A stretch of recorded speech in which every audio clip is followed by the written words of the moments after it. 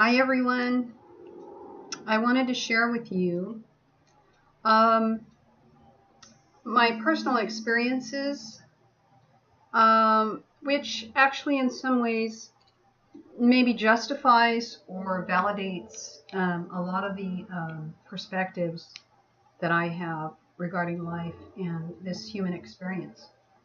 Um, and I have Caroline to thank for pulling me out of my shell.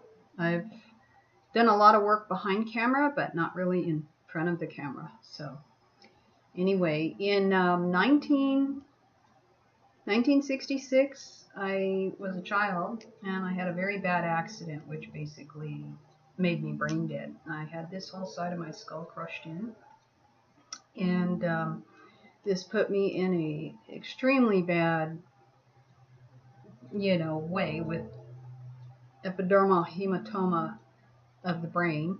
So I died basically, and I came out of my body looking at this corpse on the ground of this child who had her head crashed in from falling.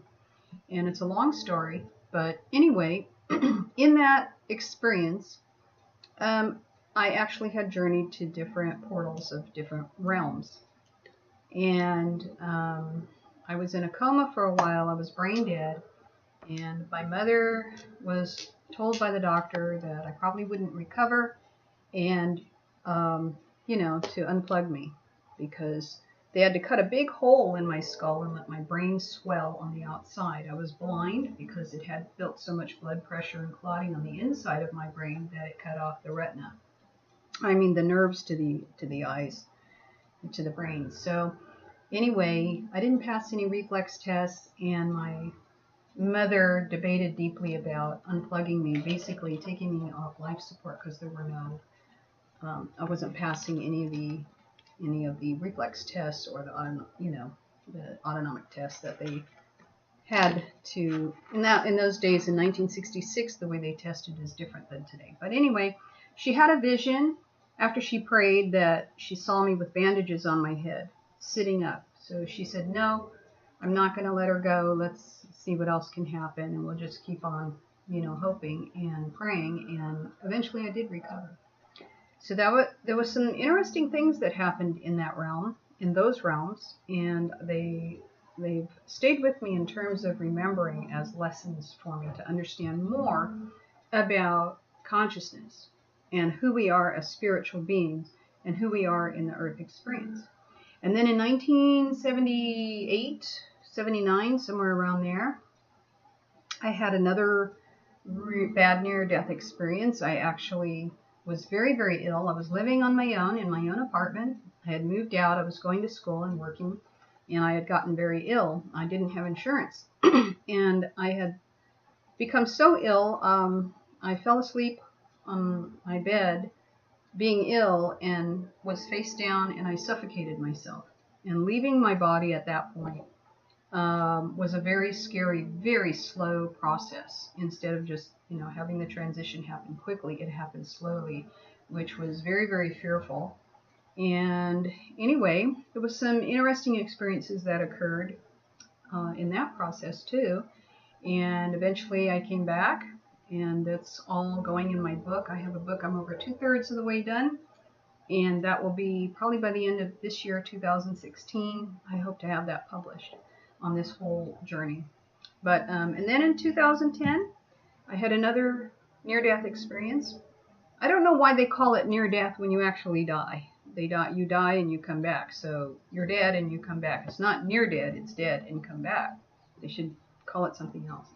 But in 2010, I had my shoulder got really inflamed doing some really serious work up in the mountains, and the doctor put me on some kind of anti-inflammatory, and he said, don't take your Chinese medicine because I don't know what's in it.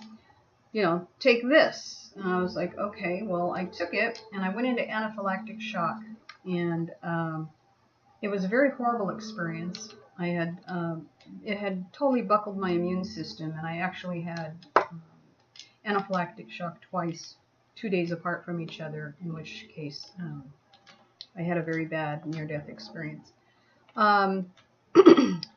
What I've learned You know, these are really blessings. And then there was another one in 2013, and that was a small stroke, which I was popped out of my body all of a sudden. But what I want to explain to you is that we are more than these physical bodies. And apparently in my higher spirit, my oversoul journey has been to uncover the mysteries here on earth with regards to life after death, and the cyclical patterns that encompass the earth and its belief systems and the nearby energy systems around the earth.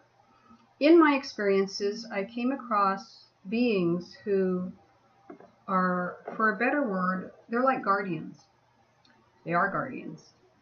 They are, some people can call them angels. Now, I know in some cultures, angels always have a religious connotation. Just the word angel evokes some sort of religious connotation. Some religions think the signs of angels is something bad coming. Some say it's something good. In the New Age, angels are always good. So I don't know where you are in your paradigm or your belief system, but for me, these are really amazing, illuminated, glorious looking beings that look like they're cut from the same pattern. At least all the ones I have seen, at least 4 who watch over me as this human. They have blonde hair and blue eyes, and they're just gorgeous looking. Beautiful, handsome. All of them are males in this particular Earth experience for me and connecting with them. And they do check on me.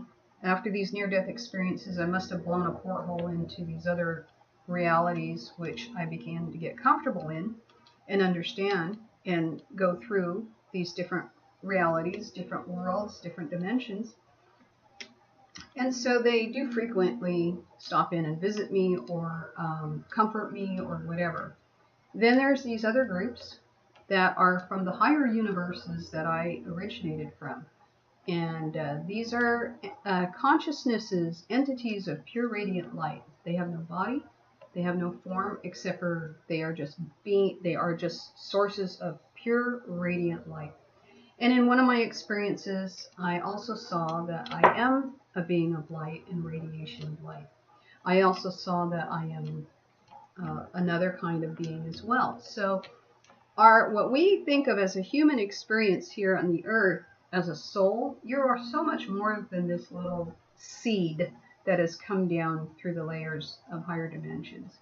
Part of you is here to experience the human experience, okay? But the greater part of you is experiencing from another angle or another higher realm, higher dimension. And so we're like reaching out into these different dimensions to explore life. Excuse me. And it's not happening linear. It's happening all at once. Okay, linear time-space is created as an illusion for us to project our hologram, our reality upon during this human experience. And in combination with many consciousnesses, thousands and millions in agreement that we're going to play this game in this field.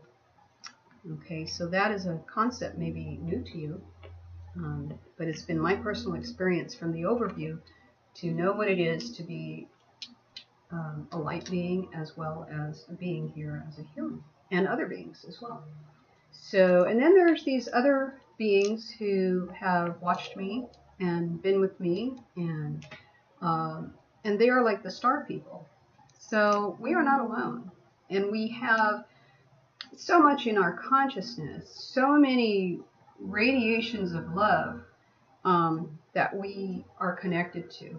So I would say anytime you ever feel alone, you're really not alone. You bring with you, you take with you into this earth experience those connections, and they're never broken. You might not know they're there, and you might ignore them because you don't know, but they're always there, and they're always connected to you because you are part of them. And it is one aspect of your consciousness as a soul. This little thing comes down to play on the earth. What is it like to be human? What are these human experiences? What is the radiation of love like in this experience as a human? Okay, and while you're here as a human, you're also here radiating from some point in the higher universe exploring one of your rays, one of your aspects of consciousness. So when you realize that you are far more than you think you are, it's very empowering. And so these guardians watch over you. They protect you. They're always there. They hear, they see, they watch everything. It's like being on constant TV surveillance in the sense that they always know where you're at. They know where you're at in your heart, and they know where you're at in your consciousness. You cannot hide anything from them. How you journey your experience is up to you, and they're there to help. When you fall down and maybe do things you're not supposed to do, and you learn your lessons, it's okay, because you're here for the experience. But I just want to tell you now that these guides and guardians have always loved you. They always will love you, and they are a part of you. And there is no separation except for what you perceive and what you filter and what you throw in the way of thinking that they are very far away from you. What is that? That's a reality you create. That's not the actual real thing. So if you search within your own heart and you ask, I really want to know the truth of this, you'll get answers. And it may not be in some glorious way, but it will be answers that are relevant to you in your own unique experience as a consciousness experiencing life here on earth as a human. So anyway, I hope this was enlightening. I hope this helped you. And you can leave your comments below and I will respond to them the best I can. And if you have any questions or have something you want me to make a video on to provide answers, I will. And I also remind you that I will have a book coming out. And Carolyn Jalango, she has a site called Do Better for Yourself. She's a life coach. She's kicking me in the butt to get moving on this stuff. So I'm going. Anyway, take care. Live your life full and radiate love, and know that you have lots of aspects of higher love in you already that you are connected with and that shine through you. And you have buddies and guardians and friends and family from many different dimensions who love you. Okay? And watch over you. So have a good day. Be blessed, and I love you. Take care.